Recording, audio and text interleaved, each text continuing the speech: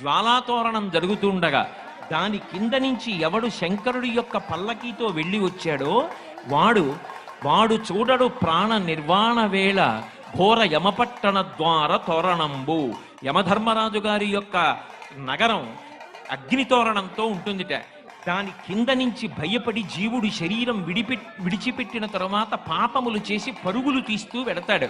అలా వెళ్ళవలసిన అవసరం లేకుండా కార్తీక పౌర్ణమి నాడు ఎవడు శపథం చేసి స్వార్థంతో కేవలం పాపములు చెయ్యకుండా ఇక పైన 10 మంది గురించి ఆలోచించి సమాజం గురించి ఆలోచించి అందరూ నా అన్నదమ్ములు అక్క చెల్లెళ్ళన్న భావనతో త్రికరణ శుద్ధిగా బ్రతుకుతానని కోరుకుంటాడో అటువంటి వాడి పాపములు తొలగతోసి నేను అండగా ఉండి అక్కడ దూరవలసిన జ్వాలాతోరణానికి బదులుగా ఇక్కడ జ్వాలాతోరణం కింద నేను అండగా ఉండి నిన్ను తీసుకొస్తున్నాను. ఇక నీకు ఆ తోరణ దర్శనం లేదని భగవంతుడు